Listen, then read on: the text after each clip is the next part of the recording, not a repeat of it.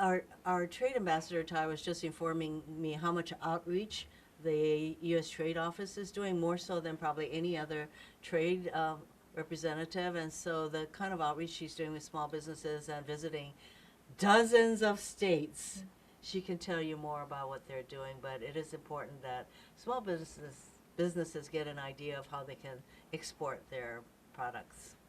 There are a lot of companies. I saw the list, and it's a pretty diverse group of small business, which I guess is part of the idea. But your sense of what can be accomplished from these roundtables, short and long term? Certainly, as the senator said at USTR, working as President Biden's trade representative, we're bringing a new approach to trade. We want to make sure that this office doesn't just show up. It is important for us to show up internationally. That's not all that we do, that we push ourselves out of Washington to travel the United States to inform ourselves of who are the Americans whose interests we're representing internationally in trade.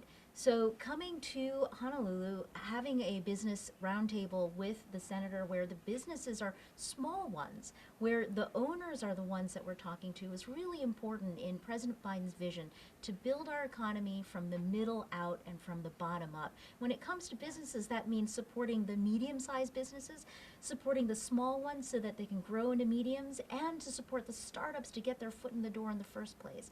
And at USTR, we want to make clear that the Trade Representative's Office is an advocate for all of the stakeholders in the American economy, down to the small and the micro businesses. One thing I wanted to kind of address, and it's not necessarily something you guys are going to be talking about today, but it's important kind of in between maybe what your responsibilities would be. Tourism in Hawaii is down. And so understanding that, there's a lot, you mentioned post-pandemic, mentioned just the fact that Lahaina and everybody has this association of what Hawaii is or isn't these days. Just your thoughts on what can be done that isn't being done already. I know Governor Green was just in Japan trying to get that, get kind of that line going again, because that was so important. But your sense of what can be done in order to stimulate an industry that could certainly use it. Well, this is why we have the Hawaii Tourism Authority. We have other agencies that promote tourism to Hawaii. And then there was a time when we had a lot of tourists from Japan. That needs to be built up. That is why it is a good thing that Governor Green went to Japan and really talked with people he needed to talk to support tourism from Japan. So it's a constant thing. We have to be eternally vigilant about all of that. At the same time, I would like our state to be much more diverse economically, and this is why her visit. Have you ever interviewed our trade representative before? Exactly. There you go. Right. This kind of outreach, hands-on, is important, because otherwise nobody knows what the heck a USTR does, but here she is. Right. So yeah, it's important. Absolutely. And I'd love to say a little about just starting with the tourism. You know, when you talk about trade and goods, you think about, a container leaving the United States going outside, that's an export. Tourism is a service. Hawaii is a powerhouse of tourism services, and with tourism, when tourists come to Hawaii and they come and they eat at the restaurants and they take the whaling tours and they go snorkeling and they see all of the cultural sites, those are exports and services.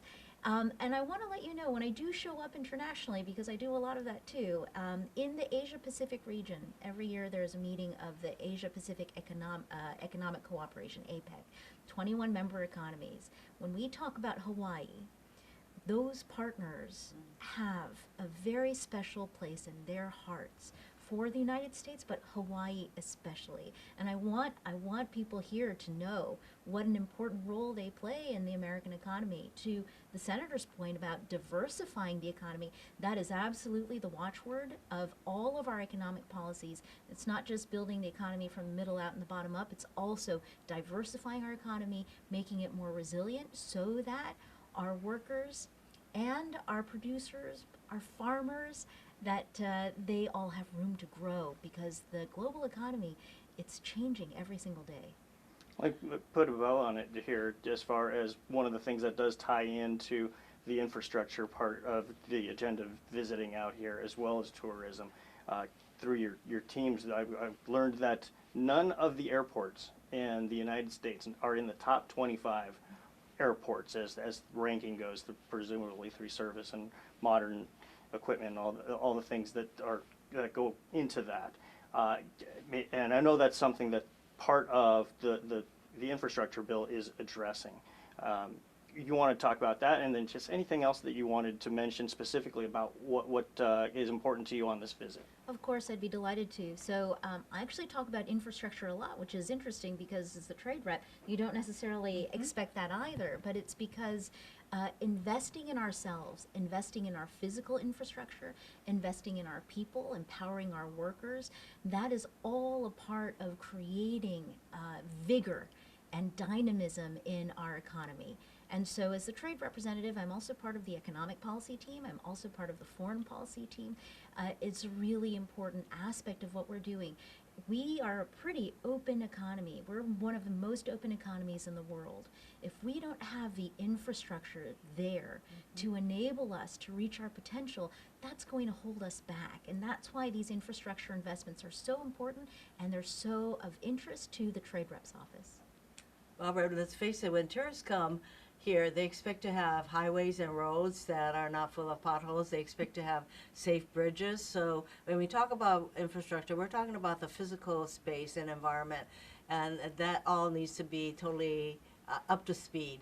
And the Biden-Harris administration's push for $1.5 billion coming to Hawaii in infrastructure is fixing our roads, creating alternative highway, avenues away from the water, all of these things which would never have happened if we hadn't had the biggest infrastructure bill in the history of our country.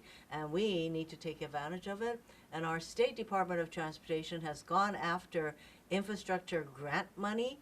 And in fact, a little bit later, I'm going to be going to the Kapalama container terminal improvements, and that is a part of infrastructure money that our state DOT went after, and we supported, the delegation supported that.